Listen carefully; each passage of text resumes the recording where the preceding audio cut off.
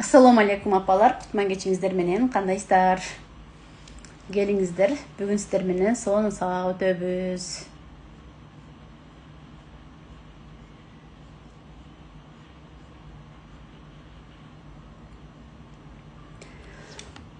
Бүгүнкү биздин темабыз бала тарбиясында тыюу керекпи же эркиндик керекпи? Тыюу салыш керекпи же эркиндик бериш керекпи деген суроолор көп келип жатат. Ошондуктан ушул маселе боюнча бүгүн түз эфирге чыгайын деп чечтим, апалар.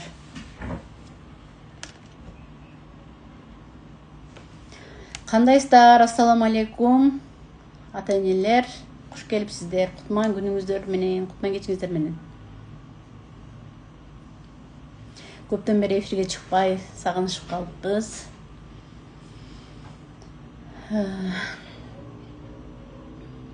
Жаңылыктар көбөйүп кетти дегендей. Келиңиздер, кириңиздер. Эфир жакшы, кызыктуу болсо сактайбыз, анан кызыксыз болсо сактабайбыз дегендей.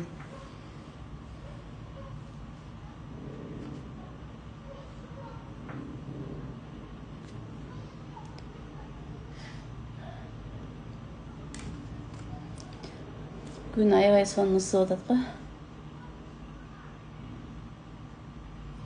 Келиңиздер, адамдар кошула берет. Эгер мүмкүнчүлүк болсо сактап коебуз. Кээде техникалык болгондон кийин сакталбай да калат да, кээдечи.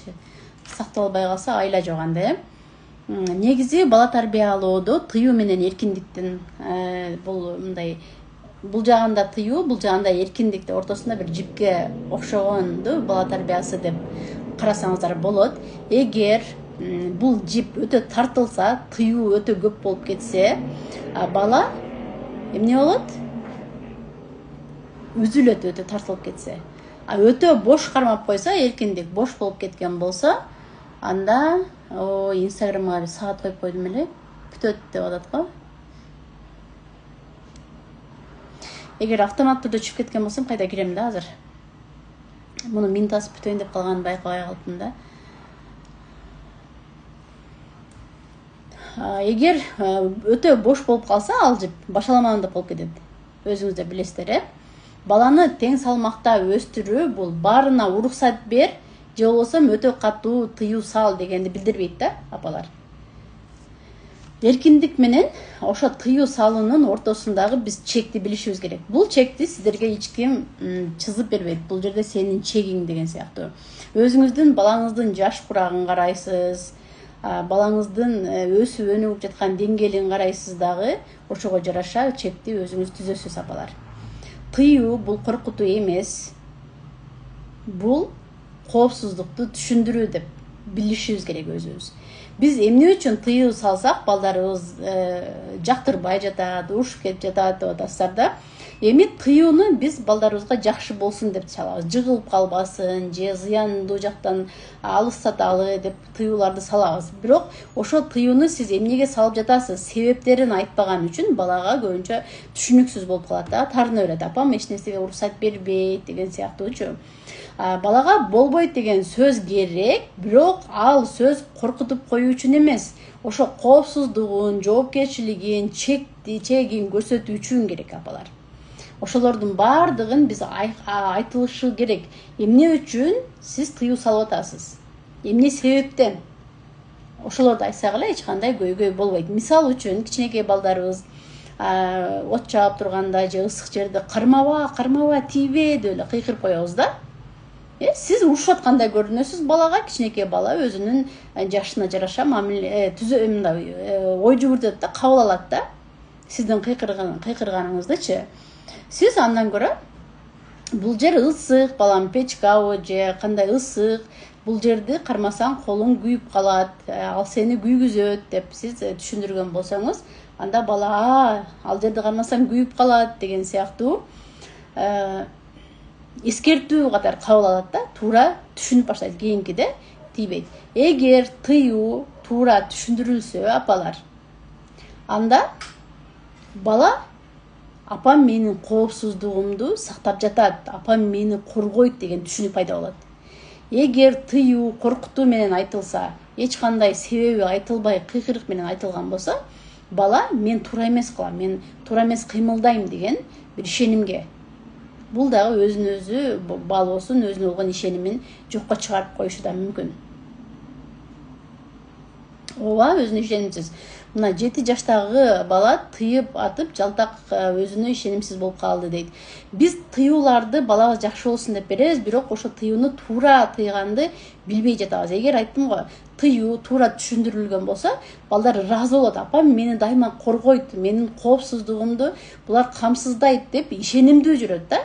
Ошо тыюуну дагы биз туура эмес жеткизип салып жатабыз балдарга. Кыйкырып, урушуп, бакырып, мен баламды тыйып жатам дейбиз. Бала ал нерсени түшүнбөй да калышы мүмкүн да. Кээде эркиндик деп, азыр эми эркиндик жөнүндө көп сөздөр айтылып жатат. Балдарга эркиндик бериш керек деп жатабыз. Ооба, эркиндик беришибиз керек. Бул бирок эркиндик каалаганын кылыш керек дегендик эмес да. Чынбы? Каалаганын кылууга уруксат берүү дегендик эмес да. Эгер балдарыңыз жаман нерсе кылып аткан болсо, жок, бул жаман эмес деп айтасыз да. Бул жерде тыюу, себебин түшүндүрүлгөн тыюу кетип атат. Эркиндик балага тандоо берүү, чечимди кабыл алууга үйрөтөт. Бирок тандоо дайыма чектүү болуш керек. Мисалы үчүн, кайсы көйнөктү кийесиң деген бул тандоо эркиндик. Кайсы носкини кийесиң деген сыяктуу, бул жака баралыбы же бул жака баралыбы деген сыяктуу бул тандоо эркиндиги. Эгер балаңыз өзүнө зыян алып келе турган нерсени жейм деп ыйлай берген болсо, мейли ыйлап атат, берип кое берчи, жей берсин, кийбейм деп атат, кийбей эле койсун деген сиз уруксат бере берген болсоңуз, бул чексиздик. Бул жашоодо баардыгы чексиздик менен кетпейт. Чектүү, чек болот сөзсүз түрдө, чынбы, апалар? Ошондуктан бул нерсе болбойт деп өзүн тыюуга, өзүн башкарууга биз үйрөтүшүбүз керек. Азыр балдардын ден соолугуна зыян келтире турган кандай туура эмес зыяндуу шириндиктер чыгып кетти. Мен үнүм угулуп атабы, жазып коюңуздарчы. Үнүм Instagram баягы минутасын бир эскертип өттү, өчүрүп, үнүмдү өчүрүп койбодубу дейм. Мен качып кетким келет, бирок кайсы жака, жакшы эле сиздин сөзүңүз менимде, бирок кыйкырып алам дейт. Угулуп атат дейт. Рахмат жаңылай. Качпаңыз. Эс алып алыңыз. Кийин ушулардын рахатын көрөсүз. Азыр эми убактылуу, кичине чарчап, кыйналып аткандай сезилип атат да. Рахмат кыздар, угулуп атат дейсиздер. Балдарга азыр зыяндуу нерселер толуп калганда, бул зыян экенин билесиз, тишине зыян, ден соолугуна зыян, бирок бала жейм деп ыйлай берген болсо, анда сиз мейличем ыйлабасын деп эле алып бере берген болсоңуз, бул чексиздик, бул туура эмес. Сиз балага зыян алып келе турган нерсеге, жок балам бул болбойт деп өзүн өзү башкарууга биз үйрөтүшүбүз керек. Эмне үчүн бул зыян? Өзүңүз жакшы түшүндүрүп койсоңуз балага, балдар өзүн аябай жакшы көрөт. Анда эле жейм деп сизге талашпай каласыз менен, ошол нерсени сиз түшүндүрө албай жатасыз. Туура эмес тыюу салып аткандыктан балдар сизди түшүнгүсү келбейт. Чексиз эркиндик балада башаламандыкты жаратат. Мага эч ким багыт бербейт деген коркунучту жаратат. Сиз чектебей эле мейли каалаганыңды кыл, балам мейли каалаганыңды кыл дей берген болсоңуз, балада тынчсыздануу көбөйөт, агрессиясы көбөйөт. Сиз мага туура багыт көрсөтпөсөңүз, анда сиз кимсиз? Анда мен сизге туура багыт көрсөтөйүн деп бала албетте туура багытты билбейт. Сизди башкарып башташы мүмкүн да.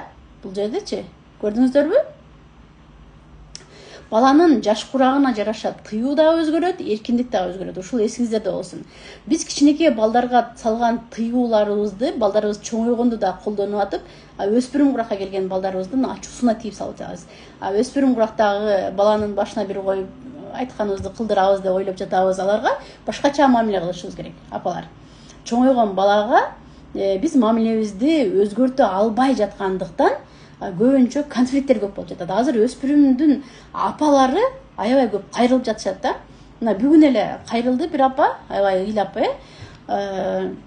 баласы мен чоңойгондо сизди соем, өлтүрөм деп айтты дейт. Себеби апанын тыюулары көп болуп кеткен. Игра ойнай бересиң, үйдү жыйнабайсыңбы, андай кылбайсың деп башына койгонда, ал кичинекей балага кылган мамиле болчу да. Сиз сөзсүз түрдө өзгөрүшүңүз керек. Бул үчүн жаш курак психологиясын изилдеңиздер. Өспүрүм куракта балдар кандай болуп өзгөрөт, аларга кандай мамиле кылышыбыз керек. Сиз азыртан аракет кылышыңыз керек. Сиз дагы ушул сөздү укпаш үчүн азыртан аракет кылышыңыздар керек. Эми ал апаны дагы аябай түшүнүп атам да, мен дагычы өзүм дагы апаммын го. Балаңан мен чоңойгондо машина алып берем, мен чоңойгондо сизге көйнөк алып берем деген сөздөрүн угуп кандай кубанч элек. Азыр балдарыбызга мен чоңойгондо сени өлтүрөм, сен мага аябай тоскоолдук кылып атасың, мен сени союп салам деп айткан сөздү уккан апанын жүрөгү тилинет да. Чынбы апалар? Биздин баарыбызга рахмат тарбияңызга деген сөздү угуу насип кылсын. Мындай сөздөрдөн биз алысыраак болойлу. Ошон үчүн балдарыбыз кичинекей болсо дагы аракет кылып, өспүрүм курактагы балдар азыркы башкача. Биз ушундай эле чоңойгонбуз деп отура берген болсоңуз, сиз жеңилип калышыңыз мүмкүн да. Азыркы балдарда маалымат көп, бардыгын билет, ошолорду фильтрлегенге жардам беришибиз керек. Туура багытка жардам беришибиз керек. Телефонду кармаба деп эле айткандан көрө тыюу салып беребиз да, кармаба деп тыюу салып бергенден көрө биз телефонду эмне менен алмаштыра алабыз, план түзүшүбүз керек. Кадимкидей биздин өзүбүздүн билимибиз жетпей калып атат балдарга туура сүйлөшкөнгө, балдар менен мамиле кылганга. Билесиздерби, биздин кичинекей мезгилибизде маалыматтарды көп эмес болчу, көп нерсени билбейт болчубуз да. Бизчи азыркы балдар көп нерсе, бардыгын билет, көп нерсени эмес, бардыгын эле билет десек болот да. Интернеттен сурап алышат, апалардын деле кеңешири жок болуп калган үчүн балдар өзүн кыйын сезип кетип жатат да. Ошондуктан апа только мешать эткен эле бир тоскоолдук кылган апа катары ушундай жаман сөздөрдү угуп атабыз. Интернеттерден көрүп атабыз, апалардын уруп койгонду, сабап койгонду, кол көтөргөндөрдү көрүп атабыз. Кудай сактасын. Андайды кичинекейинен биз алдын алышыбыз керек апалар. Эми чек коюучу эмес, тыюу гана салуучу эмес, багыт берүүчү болушуңуздар керек. Сиз балага багыт берүүчү. Апа болбойт деп кыйкырса тоскоол болот. Албетте сиздер бир гана болбойт деген эле сөздү айтып атышыңыздар мүмкүн да, чынбы апалар? Бул тыюу, кыйкырык балаңыз менен сиздин ортоңузда мамилеге тоскоолдук кылат. Бул болбойт, анткени бул болбойт, себеби эмнеге болбойт экенин сиз түшүндүрүп айткан болсоңуз, анда сиз багытчы болосуз. Багытчы болгон жакшы да, сиз туура багытты көрсөткөн атасыз да балаңызгачы. Ошон үчүн кыйкырчаак эмес, сиздер багытчы болгонго аракет кылыңыздар апалар. Бала өзү негизи тозулганда, кыйкырганда эмес, өзү угулганда, апа баланы уга билсе, апа өзүнүн сөздөрүн түшүндүрүп айта билгенде гана бала тыюуларды жакшы кабыл алат. Апам жөндөн жөн тыйбайт, апам бир нерсени билгени үчүн тыят деп дайыма сиз себептери менен айткан болсоңуз, кээде себебин өзүңүз да билбей каласыз апалар, чынбы? Эмнеге тыйып атканыңызды? Болбойт дедиңиз, болбойт. Тарбияны тыюу деп гана эсептеп алган болсок жаңылышабыз. Тыюу менен тарбия токтоп калбайт. Ошон үчүн кайсы учурда кантип тыюп атасыз баланы? Ошону билишиңиздер керек. Баланын ички эркиндигин сактап, ички эркиндигин, сырткы чек арасын бекемдешиңиз керек. Чектичи. Ички эркиндик деген эмне? Бул бала ойлой алат. Сиздер тескерисинче ички эркиндикти тыюу салып, бекемдеп эч жака чыгарбай, сырткы чекти мындай эркин кое берип жатасыздар да, балдарыбыз адепсиздик болуп кетти да, сырттагы баягы ээн баш, бей баш болуп кетип жатат да. Чынбы апалар? Ички эркиндик деген эмне? Бала ойлой алат, өзүнүн оюн айта алат, кыял менен бөлүшөт, өзүнөн жакпаса да, баштаса да, апа бул кылганың туура эмес, апа муну кылбай эле коеюнчу деген сыяктуу мындай ички эркиндикти беришибиз керек. Биз ички эркиндикти тыйып алып жатабыз, алмаштырып салып жатабыз. Сырткы чек деген бул бала жоопкерчилик алыш керек, адептүүлүктү үйрөнүш керек, тобокелге барбаш керек, бийиктерге чыгып жыгылып калам деп өзүнүн абалын билиш керек, башкаларды сыйлай билиш керек. Сырткы чекти көрдүңүздөрбү? Апалар, сиздер көбүнчө байкап атам, мына эшикте балдардан мушташып кетет, жаман сөздөрдү айтып кетет. Сыртта эркин коем, мен баланы эркин коюш керек деп ойлоп, туура эмес, адепсиздик баланы тарбиялап алып жатасыздар. Ал эми тыйыш керек деп эле ички эркиндикти тыйып салып жатасыздар. Бала кеңири өзүнүн оюн айта албайт, сөгүнгөндөн башка эч нерсени билбей атат да. Ушуну алмаштырбаңыздар да, жакшы билип алыңыздар.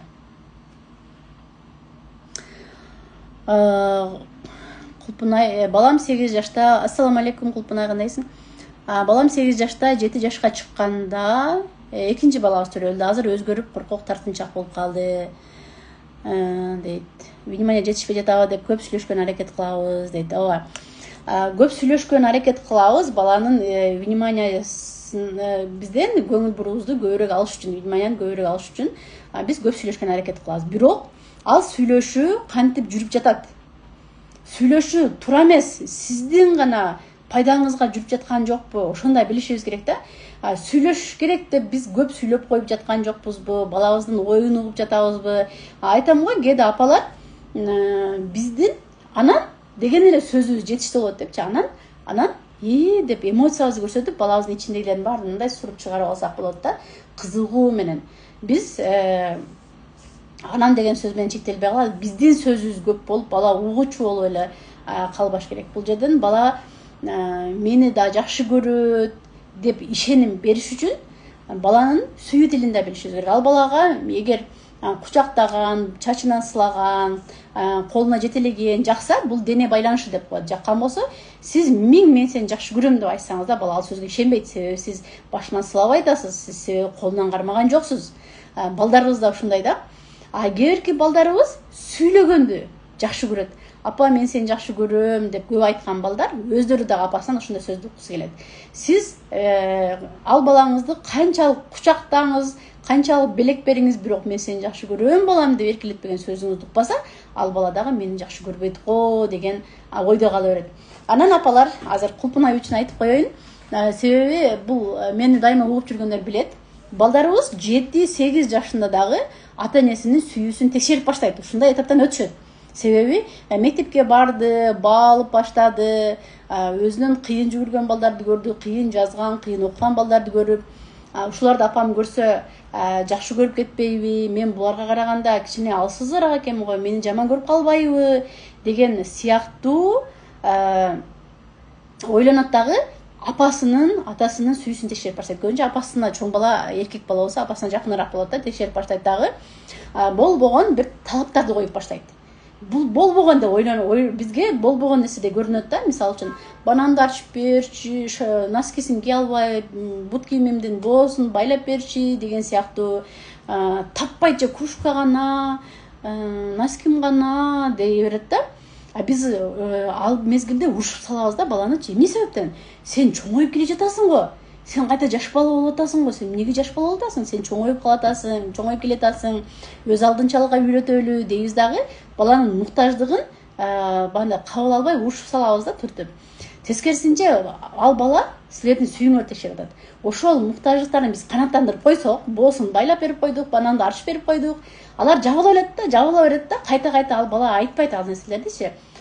Мен жакшы көрөт экен деген ишеним кирип, жүрөгү толуп болсо, балада прогресс башталат, өнүгүү башталат.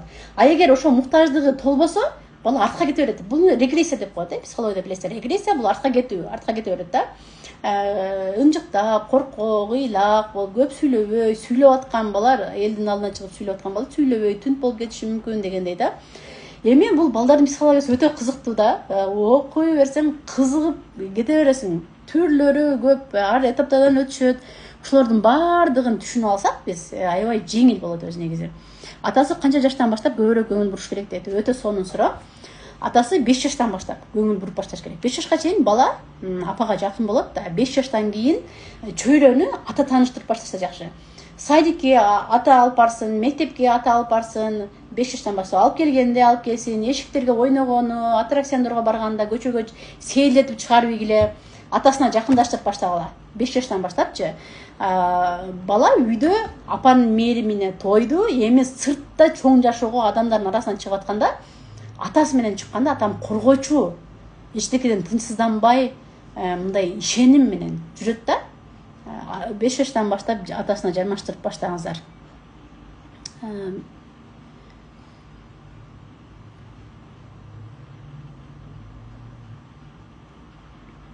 Караңыздар, тыюуну айтып өтөйүн. Тыюу менен эркиндиктин ортолукту сөзсүз кармай билиңиздер, апалар. Бала өзү тандай алса, бир нерселерди элки бекен болот. Бала өзү түшүнсө, сиз себебин айтсаңыз, анда тыюуну жакшы кабыл алат. Сиз бир айтканда, макул апа дейт, себеби сиз жөндөн жөн тыйган жоксуз, анын зыянын билип тыйып атканыңызды бала билет. Бул өтө сонун нерсе апалар. Ошол нерсеге жетпей атабыз да биз. Бала сезимин айта алса, өзүн да балай билет, сезим менен бөлүшсө. Кээде биз апалар өзүбүз кандай сезимди сезип жатканыбызды билбей калып аткан учурлар көп эле кездешип атат азырчы. Чынбы? Өзүбүз оюбузду толук айта албай атабыз. Суроолорубузду бир сүйлөм менен жазып бүтүрө албай атабыз. Ошон үчүн голосовой жөнөтөйүн дей бересиздер. Жазуу батпайт да, себеби того тер жерин кантип айтаарды билбей калып жатабыз. Ошондуктан апалар окуңуздар, бала тарбиясы боюнча китептер көбөйүп кетти, курстар ачылып атат, менин курстарыма да чакырып өтөйүн.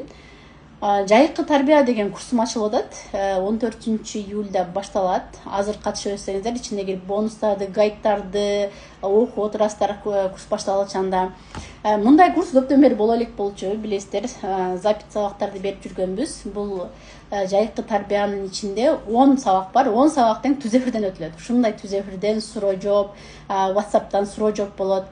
Түз эфир 10 күн өтүп бүткөндөн кийин WhatsApp группа ачылат. Ал жактагы 10 күндө барлашабыз. 10 күндөйбүз, бирок мейли 15 күн дейин. 15 күндө сиздер личный консультация деле аласыздар. Ар бириңиздер WhatsApp'тан барлашып, кээбирки ата-энелер суроо деле бербей калат. Себеби башка ата-эне менен көйгөй окшош болгондуктан ал ата-эненин суроосун көрүп эле өзүмө жоголуп алдым дейт. Меникинде кайтарым байланыш эч кимде жок, билесиздер. WhatsApp группага катышып, курстарыма катышкандар аябай таң калат. Ушундай ар бир суроого жооп берем мен. Ар бириңиздерди мындай көз жазымдан калтырбайм да, себеби сиздердин сурооңуздар менен менде көп идеялар жаралат. Эмне үчүн мен WhatsApp группа ачам? Себеби ал суроолор мага керек. Азыркы учурда ата-энелердин кандай көйгөйлөрү пайда болуп атыптыр, кандай проблемалар көтөрүлүп атат, актуалдуу нерсе эмне болуп жатат, ушулардын баардыгын мага керектүү. Ар бир суроолоруңуздан посттор жаралат, китептер жаралат, курстар жаралат деген сыяктуу да. Ошондуктан WhatsApp группаны ачып коем, барлашабыз. Бул жайкы тарбия курсу 10 күн тең түз эфирден өтөбүз апалар. Ушундай ысыктап, коркпой түз эфир коюп салдым деп коеюнбу баардыгын. Биринчи сабакта ар бир бала гений жөндөмүн таануу. Ар бир бала гений болуп турат. Бул изилденген, илимде тастыкталган нерсе апалар. Мен оюмдан чыгарган жокмун. Бирок караңыздар, бала чоңойгон сайын ошол генийлигинин проценти азайып баштайт дейт да. Эмне себептен? Себеби ата-эненин туура эмес кылган мамилесинен улам азаят дейт гений балдардыкы. Мектепке барганда мугалимдердин туура эмес мамилесинен улам азайып, анын процентин вообще жок кылып салат экенбиз чоңойгочандачы. Мына сиздин балаңызда гений, ар бир бала гений төрөлөт атпайбы? Бул илимде далилденген. Ошол генийлигин сиздер талкалап албайсыздар эгер ушуну сабакты угуп түшүнгөн болсоңуздар. Биринчи сабак мына ушул тууралуу. 10 теманы тең ушул ата-энелердин көйгөйлүү суроолорунан жаралды да. Экинчиси бул канткенде баламды урбай калам, баланын түшүнүүнү жол. Ушуну бир изилдейличи апалар. Ушуну бир изилдеп бир жакшы сабак өтүп берейинчи. Мындай суроолор аябай көп келет. Мен айттым да, Венера Бокотаеваны тааныйсыздар, мен жакын досумду. Мен ушул суроо аябай мындай раздражать этет. Ушул суроону уксам эле мен ачууланып, ошол аябай ачуум келип баштайт десем, анда сен ушул теманы коюшуң керек да, проблеманы чечип бербесең, сен ачуң келе берет, бул суроодан качып жүрө албайсың, сага өмүр бою бул суроо келе берет. Ошого бир точка кой дейт да, ушуну киргиздим, апалар точканы коелучу. Күнүгө бир 10-20 апа жазат да, кантип баламды урбай калам, балдарын урган, көгөл агыл урган сүрөттөрүн да жөнөтүп коет. Мен жүрөгүмдү ортушчу, мен жүрөгүм найзык го өзү негизи. Мен балдарды ушунчалык жакшы көрөм. Анан дагы балдарын көгөртүп урган сүрөттөрүн жөнөтүп коет. Мен жүрөгүмдү ортушчу. Мактангансып. Аябай алапаларды дагы айтам. Неге мактанып жөнөтүп атасың эми? Десе мен ошону кантип урбай коем деп айтышат да. Келиңиздер ошол жөнүндө аябай талкуулайбыз. Экинчи сабакта, үчүнчү сабакта болсо бул дагы бир туугандарды кантип ынтымакташтырабыз. Актуалдуу суроо экен.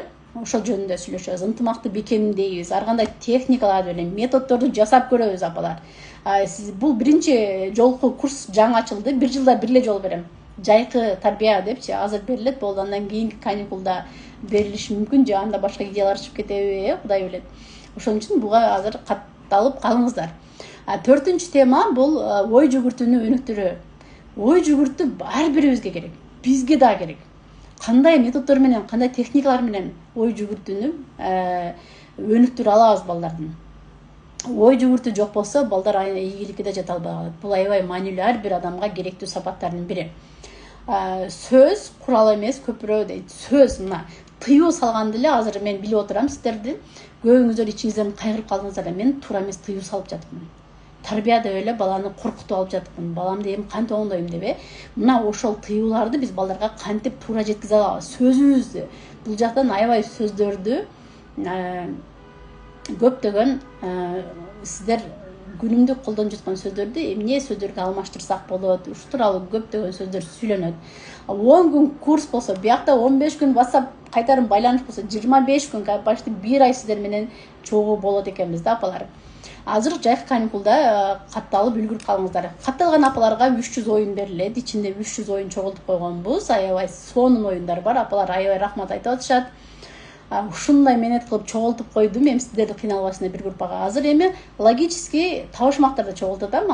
Логический табышмактарды чогултуп атып, өзүм күлүп атам да, ал бирле балдарга эле окуп бербесе, сиздер жоролор менен отурганда, досторуңуздар менен отурганда да табышмактарды ачып берсеңиздер аябай күлкүлүү болот.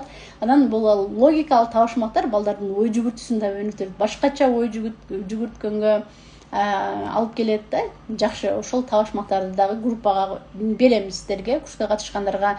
Андан сырткары гайдтар албетте, электрондук китептерди окуйсуздар. Балама бакырбайм деген гайд бар. Сиздерге бонус сабактар берилет. Эми кандай сом? Басы болгон 580 сом. Катталам дегендер бул жака номериңиздерди таштаңыздар. Азыр менеджерлерибиз сиздин номерлериңиздерди сактап алат да, сиздер менен байланышат. Курстарга катышып калыңыздар. Өтө сонун баа койдук, 580 сом эле койдук да. Эми ар бир апанын катышышын каалайм. Кол жетимдүү го бул суммачы. 1000 сом эмес дегендей. Жайкы тарбияны кантип колдонобуз? Бул жайкы каникул өзү балдардын эң эсинде калган каникул. Биз деле балалык кезибизде эсте десе, көбүнчө каникул мезгилдерди эстейбиз го. Ошол эсте каларлык ата-эне менен балдардын байланышын бекемдөө сонун учур болот. Ошол мүмкүнчүлүктү биз колдон чыгарбай, кандай мамиле, кандай оюндарды ойноп калышыбыз керек. Ушул тууралуу сабак өтүлөт. 6-чы сабак.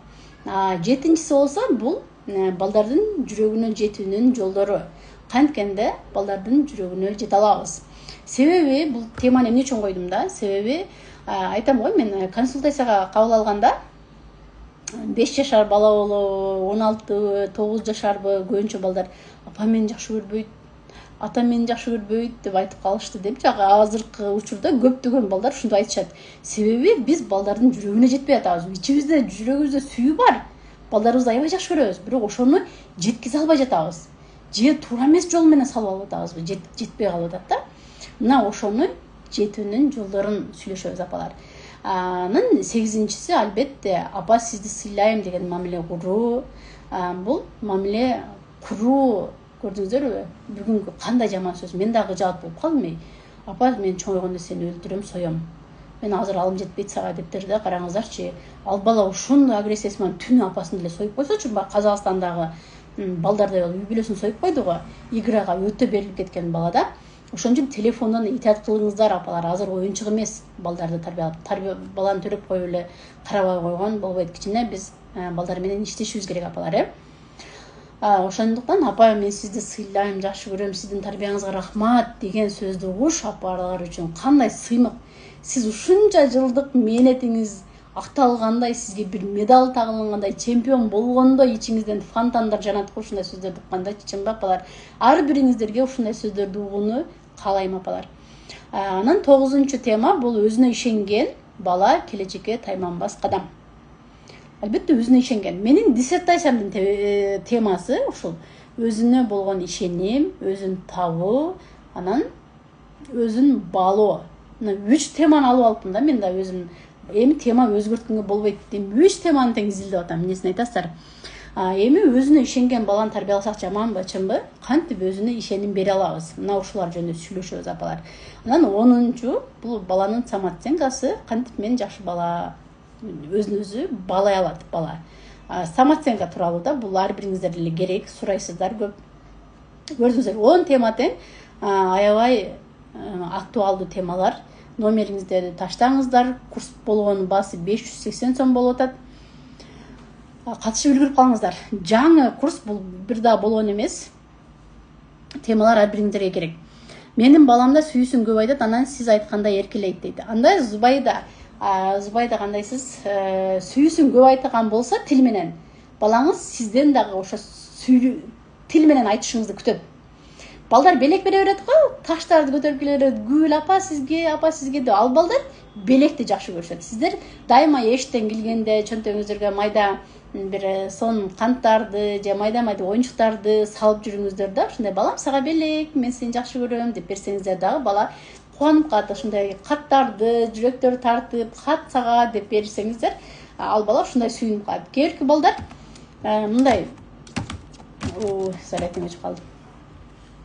Кээинки балдар мындай эме кылат да.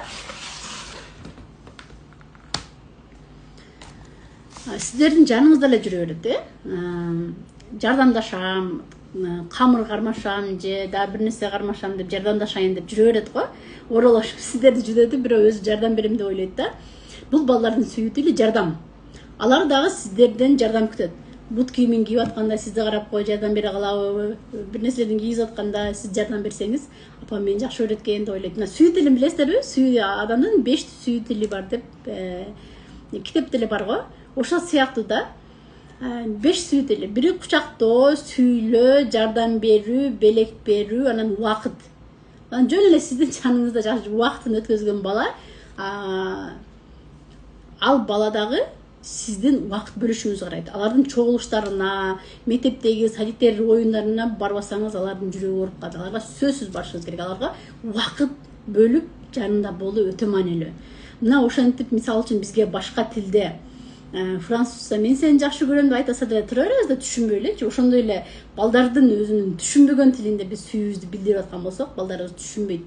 Мен апам жакшы көрөбү же жаман көрөбү деген күмөн санаалар сөзсүз болот. Биз ойлой беребиз, апаммын го, мен апам болгондон сөз жакшы көрөмүн деп ойлой беребиз да. Бирок ал нерсе бизге эми апабыз жакшы көрөт экен, биз деле чоңойгондо түшүнсөк керек.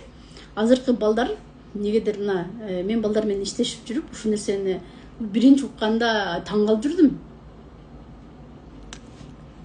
Балдардын психологиясын сөзсүз окуу керек дейт. Мен балдарыма көп кыйкырам. Анан кинолор тизмесине берем, эгер кааласаңыздарчы, каникулда. Пайдалуу кинолорду көрсөңүздөр болот. Өзүңүздөр көрө турган, балдар көрө турган кылып кинолордун тизмегин да жөнөтөм. Балам 1,5 жашта өтө ыйлак жабыша берет, өзүм карайм, кээде нерв болуп бакырып берем дейт. Гүлзай өтө ыйлак жабыша берет дейт. Сизде тынчсыздануу көп болсо, жашоого көз карашыңыз мындай коркуу, шектенүү, эч кимге ишенбей, өзүңүздө тынчсыздануу көп болгон болсо, бул бала сиздин күзгүңүз болуп атат да. Сиз бир жан дүйнөңүздү тынчтандырып көрүңүз. Пайдасыз видео көргөндөн тыям, бирок мени жаман көрөт ошол убакта дейт. Эмне үчүн тыйып атат айтыш керек да. Бул видео сенин психикаңды бузат. Бул видеодо мына карман жаман экен, сен жакшы видеолорду табалы да сага деп чогуу табып, пайдалуу видеолорду тандап мынаны көрүш керек деп чогуу маселе деп мындай чогуу кеңешип сон видеолорду тандап алыңыздар. Ошондо бала да өзүнүн оюн айтат да. Ассаламу алейкум эже, менин кызым 5 жашта, кичине кезинде көп уруша берет элем. Азыр ар кандай маалыматтан кийин уюп, кыйкырып урушпаганга аракет кылып жатам, бирок кызым агрессивный болуп калды дейт. Кызым 5 жашта дейт Бакуля Адель. Кичинекей кезинде көп уруша берет элем дейт. Байкуш кызды, кичине 5 жашар кыздар бир ширин кичинекей кыз болот да. Кичинекей кезинде урушкан болсоңуз 2-3 жашынан баштап уруш баштапсыз да. Байкуш жашоого эми эле келип баш багып баштаган кызды кечке ишенген апасы урушуп атат да. Кошуна урушса, чужой адамдар урушса, келип апасына коргонуп, апа мени коргойт деп ишенет да, бала ишениш керек да. Ошо ишенген апасы бул дүйнөдө жападан жалгыз ушу мени коргойт деп канатына баш калкалайм деп турган баланы апасы өзү урушуп аткан болсо, элестетиңиздер, агрессивный болбой анан ким болот? Анан кимге ишенет? Өзүнүн ишенген апасы урушуп аткан болсо, анда кимге ишенет бул жашоодо? Неге балдардан күчүңүздөрдү чыгарасыздар? Неге балдарды урушасыздар? 5 жаштардан кичинекей бала уруша турган нерсе, жаман нерсе кыла албайт. Бул жерден силер өзүңөр чарчагансыңар. Ошо башка адамдардын мамилесинен, кесепетинен бала сіздерге жооп кайтара албайт, ошон үчүн эле сіздерге мусор болуп берет да. Болгон негативиңиздерди балдарга төккөнгө аракет кыла бересиздер. Мен балдарыма көп кыйкырам деп чыкты биякта да эркайым. Кыйкырган апалар барыңар бир группага келгилечи, мен силерге кыйкырып башка ушуп туруп балдарыңарга жакшы апа кылып жөнөтүп коеюн. Жалаң кыйкырган апалар.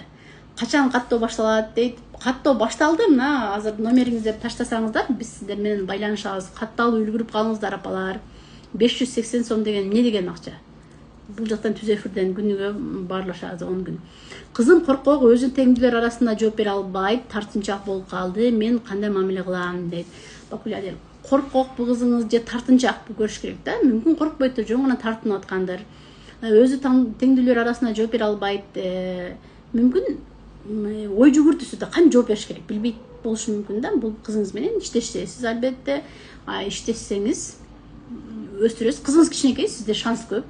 Бардын оңдоп кетсеңиз болот, аракет кылсаңыз эле. Мен уже жазылдым курсуңузга дейт, Нургүл Азаматсыз. Бегайым мен алам дейт. Бала көп ыйлай берген эмнеден, кичине нерсеге эле ыйлай берет дейт. Эркайым, канча жаштан бала, канча жашта бала? Көп ыйлай бергени себеби эмоциясын башкара албайт балачы. Өтө капа болуп кетет, таарынганда, өтө кубанганда, бир нерсени түшүндүрө албай калганда деле ыйлай берет да. Буларчы кичине нерсеге деле токтоп атпайсызбы? Бала үчүн бул маанилүү нерсе болгон үчүн ыйлап аткандыр. Жөн гана бул өзүнүн эмоцияларын башкара албайт азырынча кичинекей убагында. Курстун баасы 580 сом. Максат келиптер, номерлерди число 14 июльда башталат кыздар. 14 июльга чейин сиздер 300 оюнду берем, 300 логикалык табышмактарды берем, балдар менен ошолорду оюнуп турасыздар. Гайдтарды берем, андан сырткары маанилүү нерселерди группага жөнөтүп сиздерди даярдап турам да. 14 июльда түз эфирден 10 күн курс башталат. Сабактар Инстаграмда болобу дейт. Жок, ютубтан болот. Ютубту закрытый кылып жаап алабыз да, култап алабыз дагы. Ошол жактан өтөбүз. Ой, бул курсту негизинен Телеграмда өтөйүн деп ойлоп атам да, түз эфирден Телеграмдан. Жакшы да, өзү негизи. Эгер мүмкүнчүлүк болсо, Телеграмдан түз эфирден өтөбүз. Эгер болсо, ютубтан өтөбүз. Бул жомок китепти сатып алгам, Телеграмдан өчүп кетти. Китептер өчүп кете берет окшойт дейт. Жок, өчпөйт. Эми Нурбековна жазсаңыз кайта мен личкама жазыңыз же менеджерлердин номерин сөзсүз сактап алыңыздар. Раноженин менеджери деп сактап алсаңыздар, менеджерге жазыңыздар, кайта кошуп коет. Ошол бир жомок китеп, жомок группабыздын мени кошуп чыгарып салды го, баарыбызды чыгарып бир банга түшүп калдыкпы же эмне болуп кетти түшүнбөй калдык да. Анан кайта группа ачып, кайта кошулушкан көпчүлүк. Мен бүт жактан айттым го, жомок китебиз өчүп кетип, кайта келгиле деп чакыргам да, көрбөй калган окшойсуз. Ошон үчүн жазыңыз, кыздар кошуп коет кайта.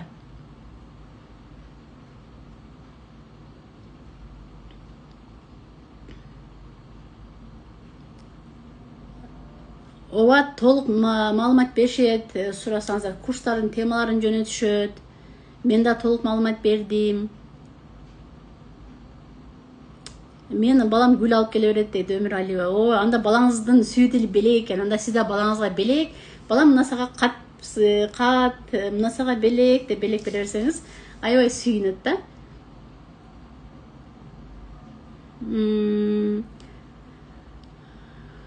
Ой, рахат, рахмат. Любимая дейт. Эки кыз бир уулум бар дейт. Кызым 10 жашта, сиз мени жакшы көрбөйсүз деп айтат дейт. Ооба, чынара. Азыркы балдардын көбү ошондой айтат. Апалар күлүп эле кызым ушинтип атат, балам ушинтип атат го дейт. Ал балаңыздын жан дүйнө кыйкырып болуп атпайбы? Сиздер күлө турган нерсе эмес, бул тамаша сөз эмес. Бала чындыгын айтса, баланын сөзүн биз тоготпой жатабыз да. Балдарыбызды жакшы көрөбүз, бирок сыйлабай жатабыз деп айтам го. Сөздөрүн сөз ордуна көрбөйбүз. Бул серьезно кабыл алыңыздар. Себеби сиздин сүйүүңүздү сезбей жатат. 2 жаштан 6 жашка чейин алыста болуп, энеси менен жүргөн, 2 жаштан 6 жашка кантип кызым менен мамиле табам?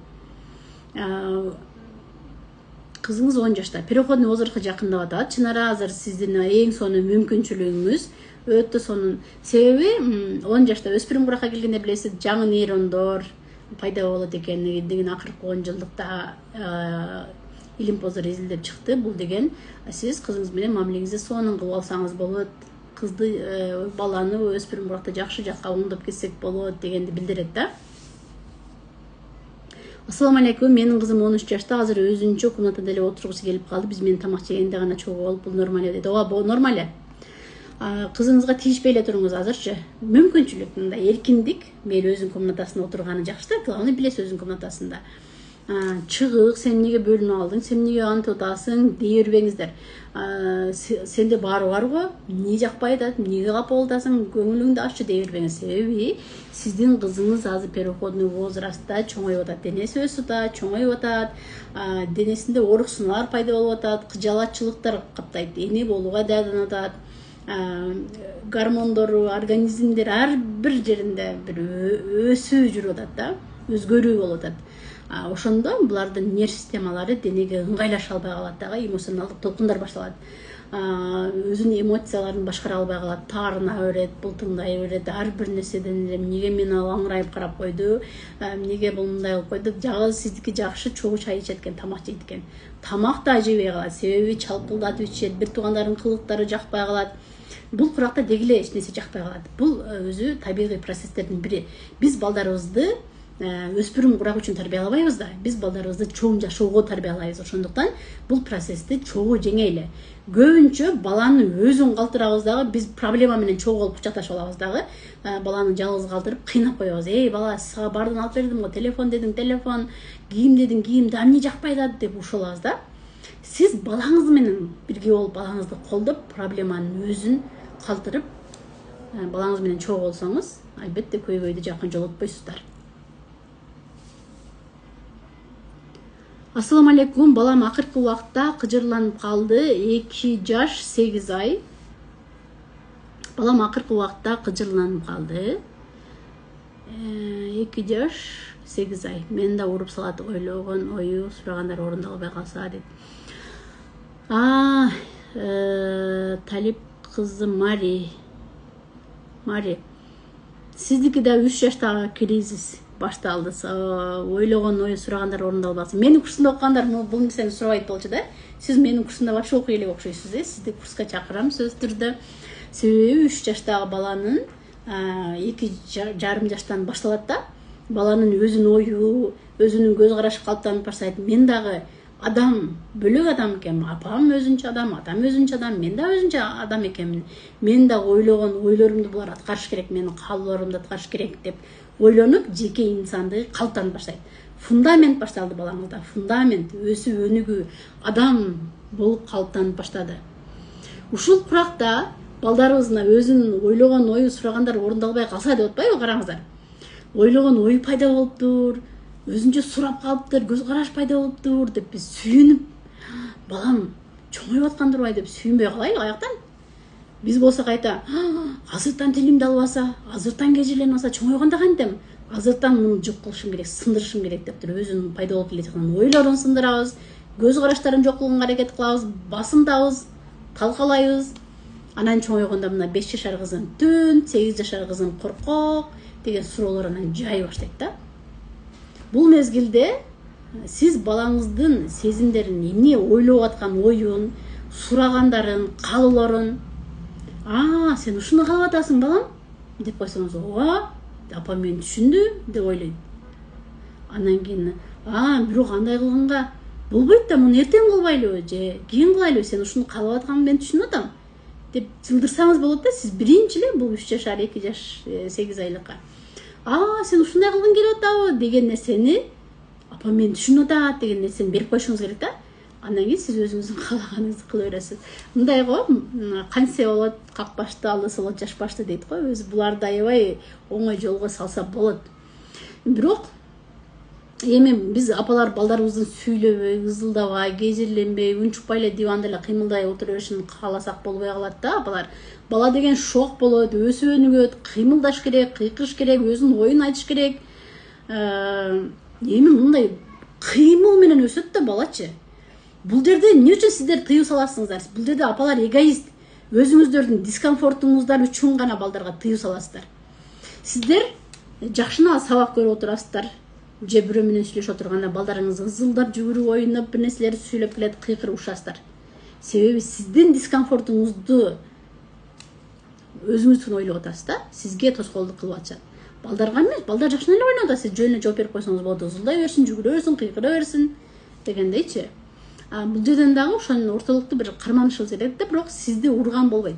Мен урганга болбойт деп айтыңыз кичинекейинен. Жок, ок болуп калды. Урбагын деп айтыңыз да, катуураак. Рыначе балдарымды таянеси карашып жардамдашып атат, туура чогуу кантип тарбия берсек болот дейт. Перизат аябай жакшы. Таянеси экөөңүздөр сүйлөшүп алыңыздар. Таянеси бар деген нерсени сиз жок деп койбоңуз. Экөөңүздөрдү тең бар болсун, же экөөңүздөрдү тең жок болсун. Бириңиздер жок, бириңиздер бар. Бириңиздер болбойт, бириңиздер болот дей берген болсоңуздар, туура эмес болуп калат да. Бир нерсеге тыюу салдыңыздарбы, экөөңүздөр тең тыюу салыңыздар. Балдардын да ойлору, көз караштары болот да. Балдарды эле биз кичинекей деп тоготпой койбошубуз керек. Деп ойлошот да. Мындай кылганга болбойт, буларды алдаганга болбойт деп. Бир мисал келтирейин сиздерге. Курска катталганда номериңиздерди таштай бериңиздер. Сиздер менен биз байланышабыз. Балдарды урушуп койдуңуздар, тайнес экөөңүздөр, Перизат. Балдар шуктанып койду, жаман иш кылып койду, вареньяны төктү, же бир нерсе кылды, чыкпа дедиңиздер, чыгып кеттиби. Эртең эшикке чыкпайсың балдар менен ойногону деп урушуп койдуңуздар да, мисалы.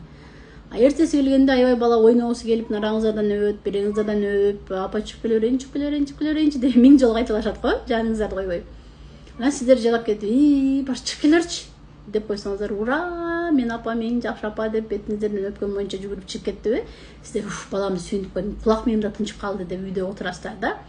Бала эшикте жүгүрүп ойноп атып, анан ойлонот. Балабыздын да ою бар да, өзүнүн көз карашы бар. Ушуну унутпаңыздар. Дейт да, эртең да ушу апам айтканын кылбай эле наркы айылга барба деди да кетип калсам боло берет экен. Ойнобойсуң деп урушса ушунду алда калам дагы бүгүнкүдөй. Чыгып кете беремин, апамды ушунду алдаса болот турбайбы? Дейт дагы, деп болду, сиздердин тилиңиздерди албайт. Себеби сизди алдоо жолун билип алды, сиздер алданып калат экениңиздерди билип алды да. Эгер жок чыкпайсың дедиңиз, чыкпайсың деп кармап отурдуңузбу ошол күнү? Эртеси бала, ой, апамды вообще алдай албайт экенсиң, апам бир сөзүндө турат, катуу турат. Кой, барба дедиби наркы айылга, барбай эле коеюн. Ушуну кылба дедиби, кылбай эле коеюн. Ишти кылып кой дедиби, кылып эле коеюнчу деп калат да. Биз өзүбүз сөзүбүзгө турбаганыбыздан туруксуздугубузду балдарыбызга үлгү болуп беребиз да көбүнчөчү.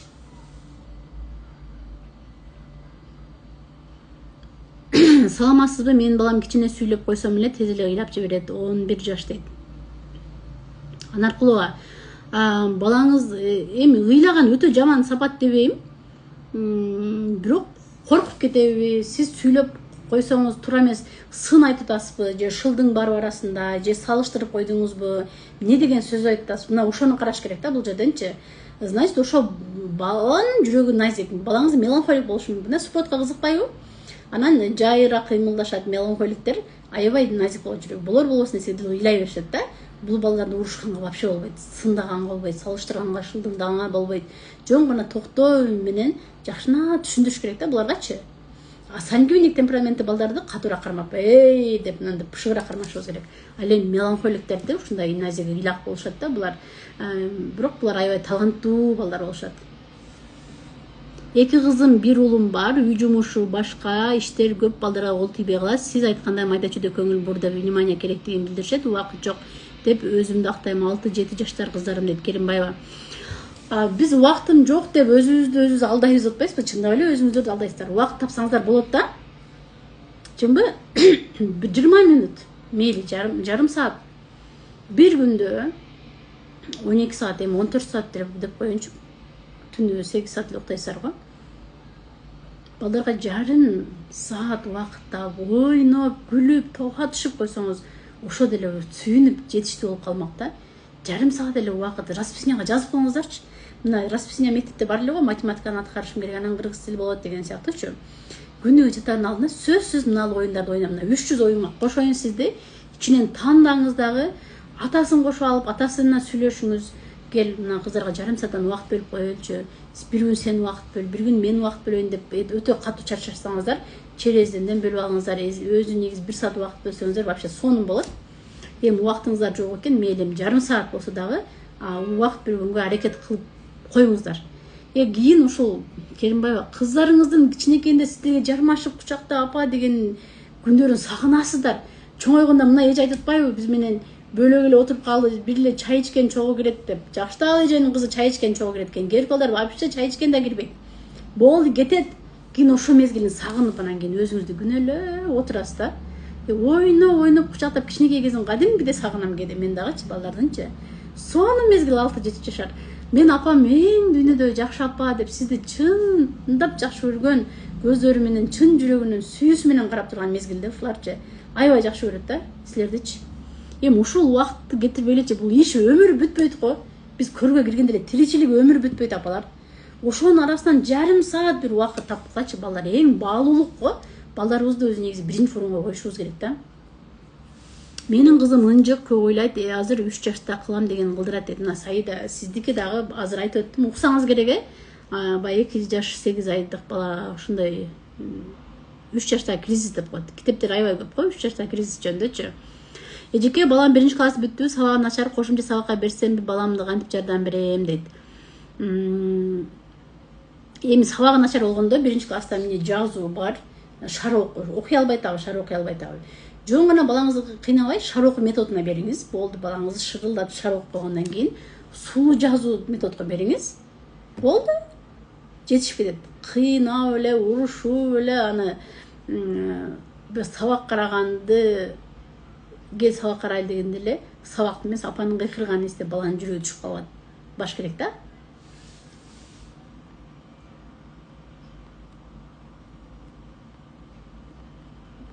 Номерлерди таштасаңыздар, биз сиздер менен байланышабыз. Курска катталып үлгүрүп калыңыздар.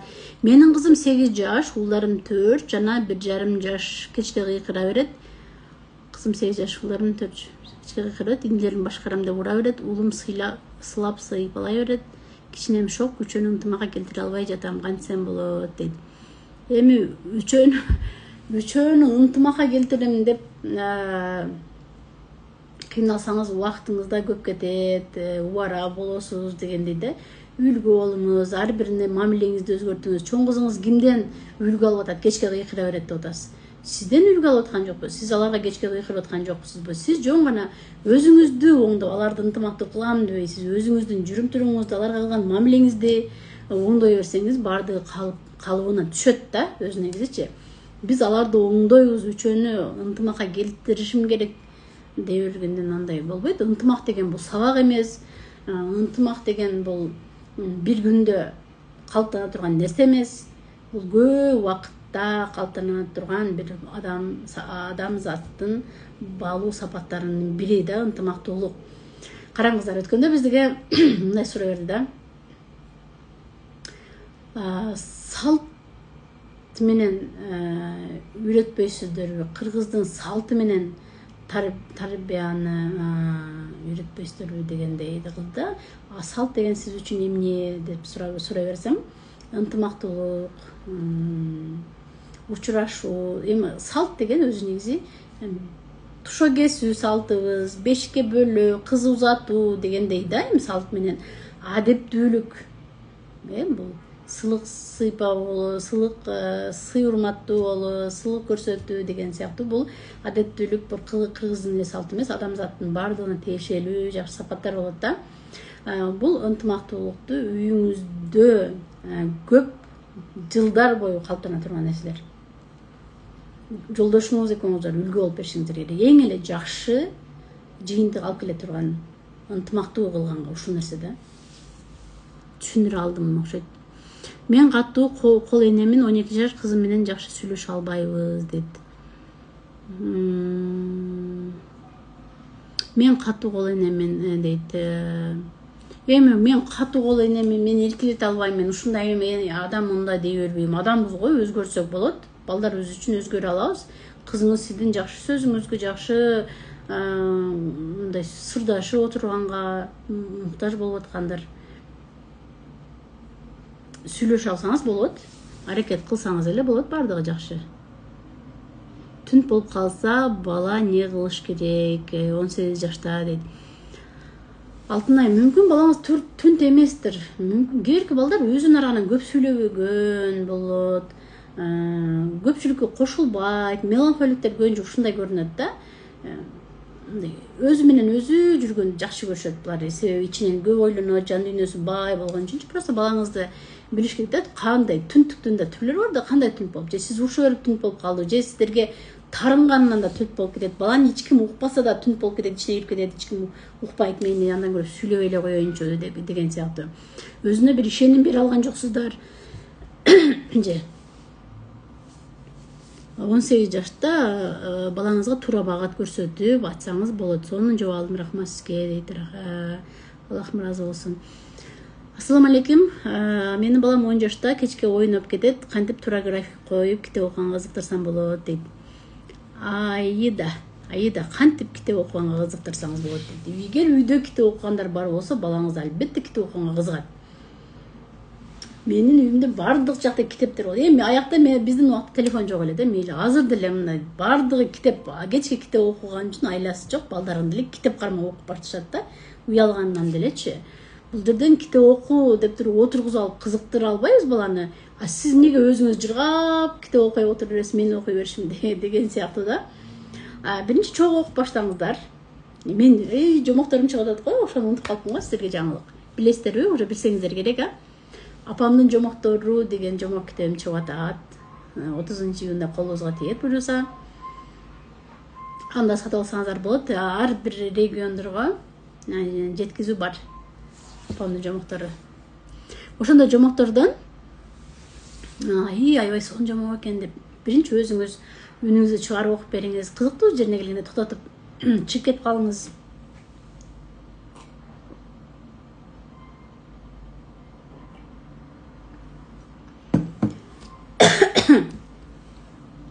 Кызыктуу жерине келгенде чыгып кетпей, өзүң окуйгочу, мага айтып бересиң анан келгенде. Деген сыяктуу. Китеп окууга кантип кызыктырам деген гайтты да берейинчи. Атайын ушундай апалар сурануусу менен жазып чыккам. Балдарды канткенде китеп окууга кызыктырабыз, китепти сүйүүгө кызыктырабыз деген темада кичинекейинен башталган бир сонун гайд жазганмын. Мына курска катышкандарга да ошол гайдты азыр жөнөтүп коёмун. 2-3 жашта да переходный возраст болот экен да, дейт. Зубайда өзү негизи аны переходный возраст деп айтылбайт, 3 жаштагы кризис деп айтылат. Бирок мен да айтып коем, переходный возрасттын кичинекейиндегиси да, ошо переходный возрастка окшоп эле бир сыйра эме болушат да, кежирлиги кармайт да. Ошо 3 жашында дагычы.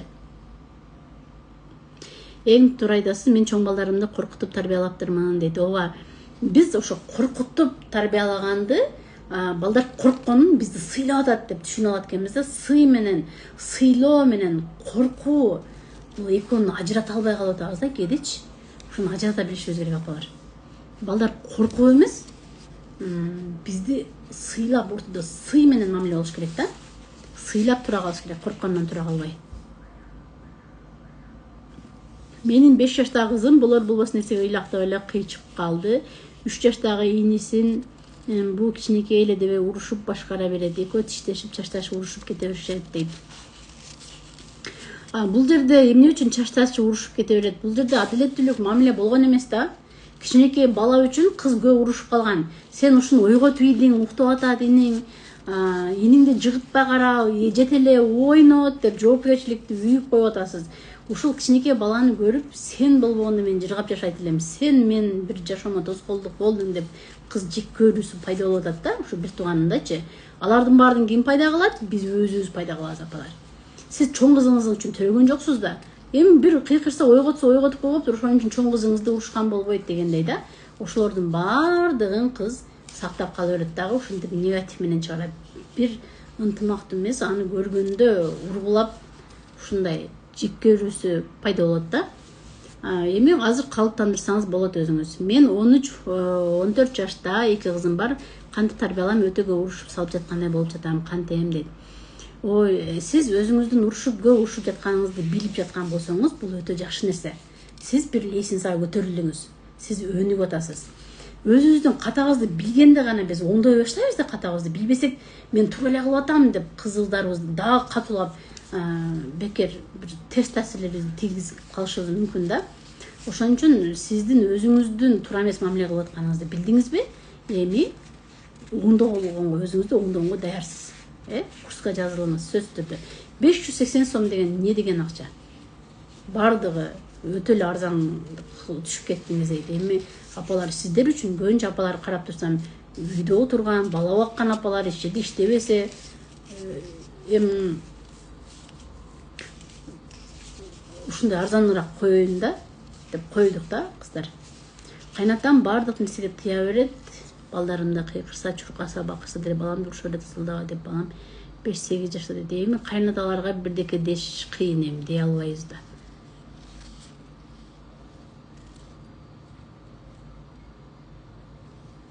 Кайнатаңыз укпай турган жакка барып ойной бергиле дешиңиз керек экен да. Эже балам уйку турса ыйлайт. Уйкудан турса ыйлайт, окшойт Самара. Уйкудан турса көп эле балдар ыйлайт. Жаман түш көрүп калаттыр.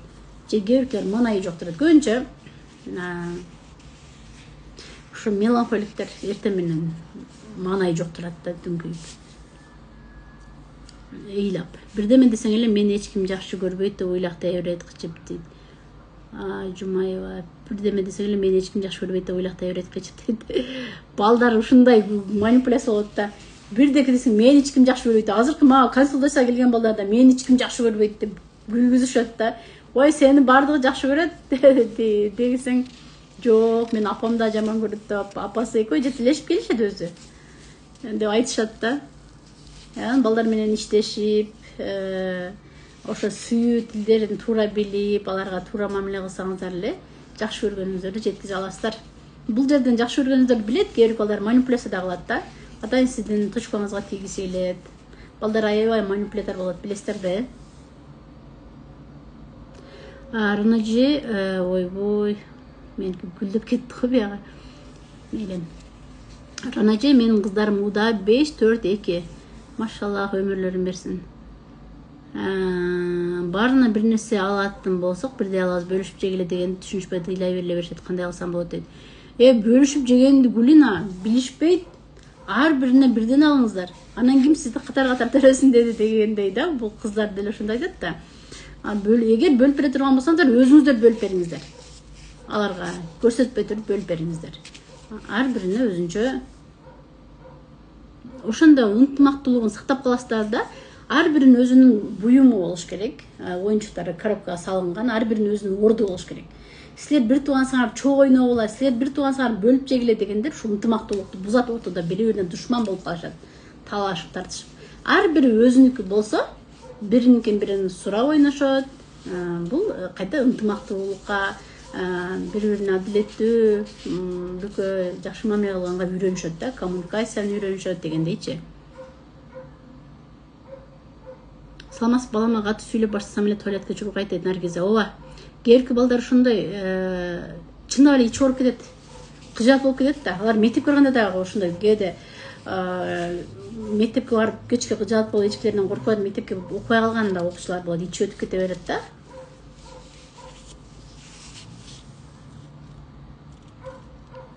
Курс 14-июльдө, 12-июльдө, 14-июльдө башталат. Ассаламу алейкум, эже кандайсыз? Менин кызым 2 жаш 5 айлык. Азыр кызым тамак жасасам жаныма келип картошка турашып бычакты кармап алып кыла бер деп өзүм карап турсам кайнежем андай антип кылдырбай дейт, тура элеби дейт. Жок, сиздики туура. Эми бычак деп чындап бычак эмес, оюнчук бычак карматып коюңуз. 2 жаш 5 айлык азыр кызым тамак жасасам жаныма келип картошка турашып бычакты кармап. Оюнчук бычак карматып коюңуз, баягы өздөрүнүн оюнчуктары бар. Турасын, өтө турган, турала турган нерселерди берип коюңуз, бадырын берип коюңуз.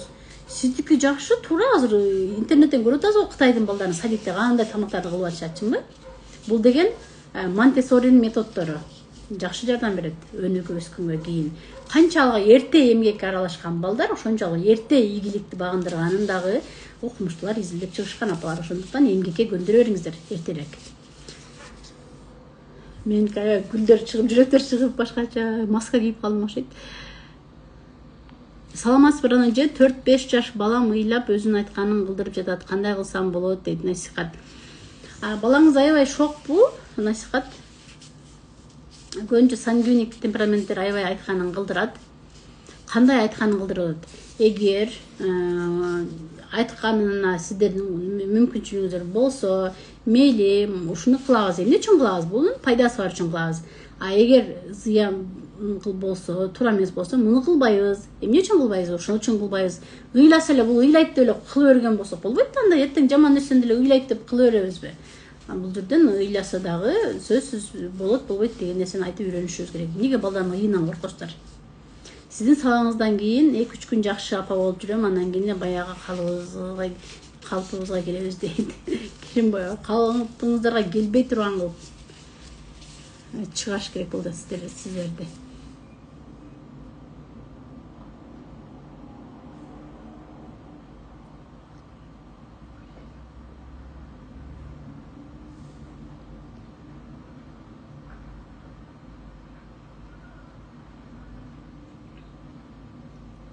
Эже 4-5 жаш балам аябай кежир болуп жатат. 1-2 айдан бери ыйлап эле айтканын кылдырып жатат дейт насихат. Бул азыр жооп бердим.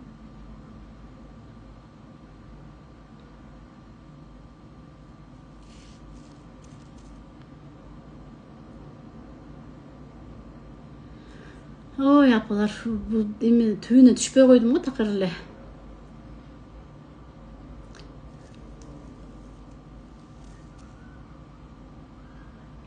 Сырга, Ранаджи саламатсызбы? Менин 4 балам бар. Кандай тарбия беришим керек? Кээде урушуп, кээде аябай мактап көп жаттайм дейт.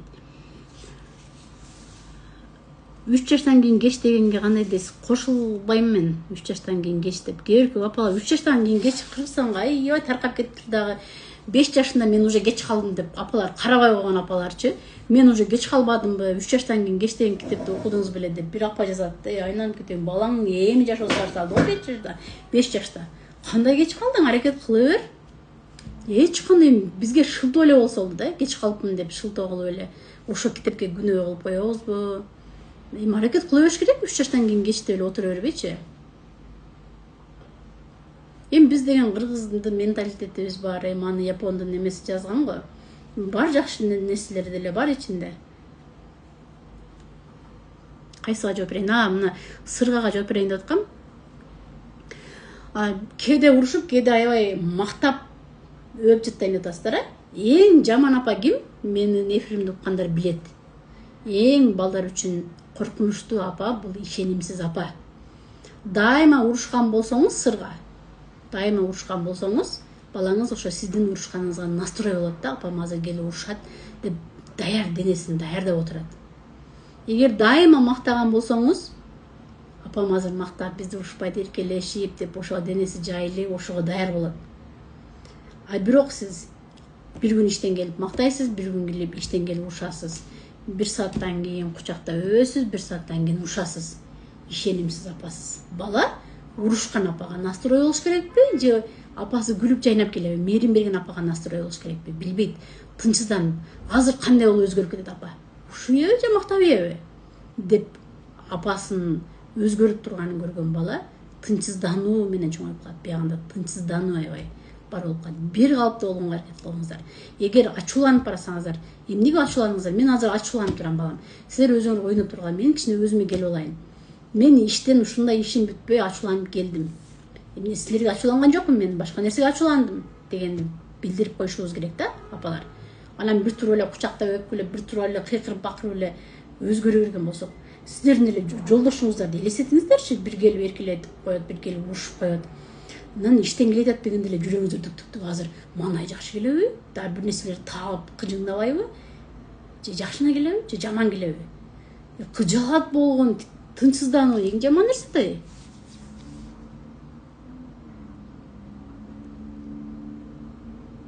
Балдардын уйку режимин оңдой албай жатам дейт. Азыр ушул проблема болуп атат. Өзү эртерээк жатканга аракет кылыңыздар эми. Уйку баланын ден соолугуна да аябай пайдасын тийгизет да. Эртерээк уктаганда баланын баягы күнү менен ойлонгон ойлорун иреттеп, түнү организмди иретке келтирет да, түн уйкучу уктагандан кийин. Биз уйку режимин бузган болсок, андай кыйын болуп калат.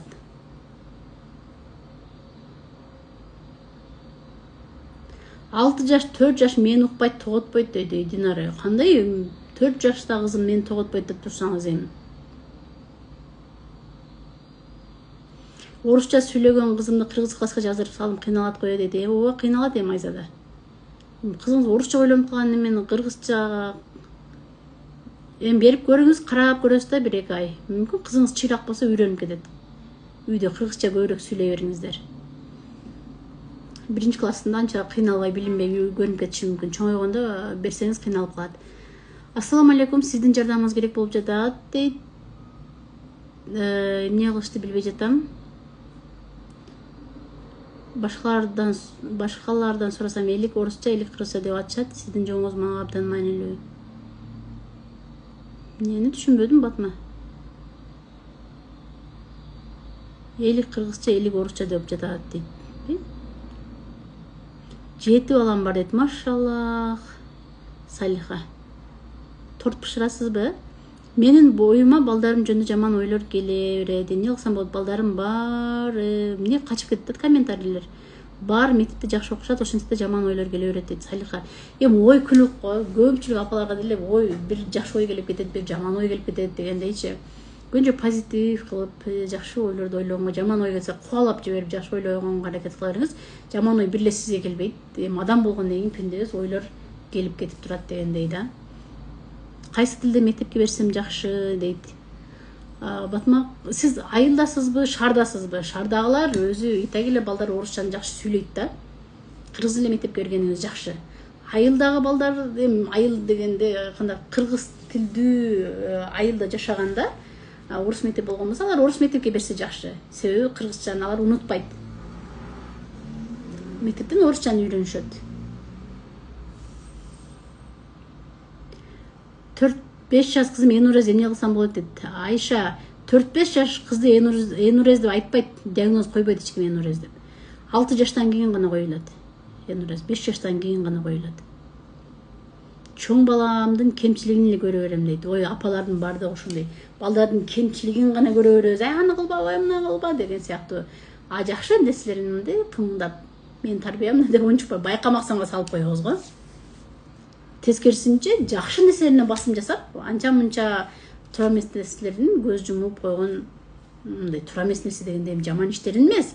Мындай чала кылып бир нерселерин айтса, биринчи мактайлы, анан кийин мына жерин калып кетти, ушуну оңдоп койсо, анан вообще сонун болот деген сыяктуу сэндвич методун берем го, ошо сэндвич методун колдонуңуздар да. Апасына кыйкырып сүйлөгөн балдарды кантип тарбияласа болот? 10 жашар эми апаларына кыйкырып сүйлөгөнгө уруксат бербегиле апалар. 10 жаштагы.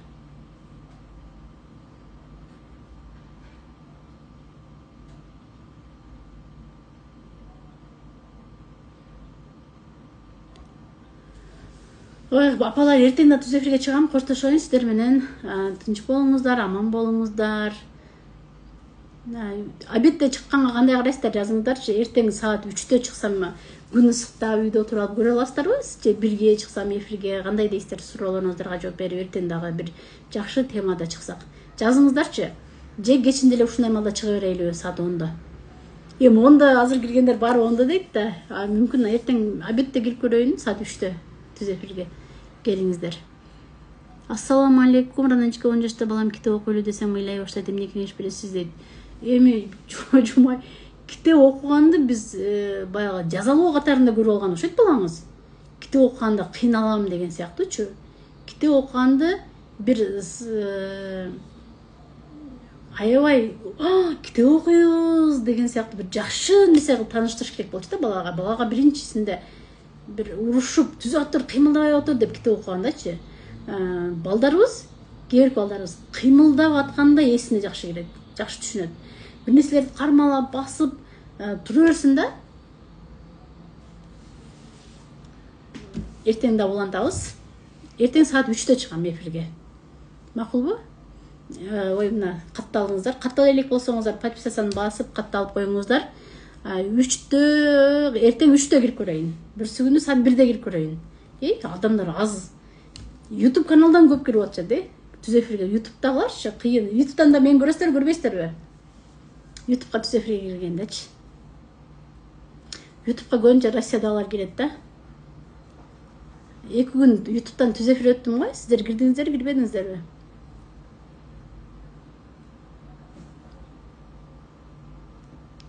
Ошону көрөбүз дейт Жумай. Жумай бардыкчадан көрүп кетесиздер го. Нуризе көрөм дейт. Молодец, азаматсыздар. Ал жакта башка темалар жөнүндө сүйлөйм да 2 күн. Макул, анда сиздер менен коштошом. Тынч болуңуздар, жакшы жатыңыздар. Эртең саат 3-тө көрүшкөнчө аманчылык, тынччылык болсун,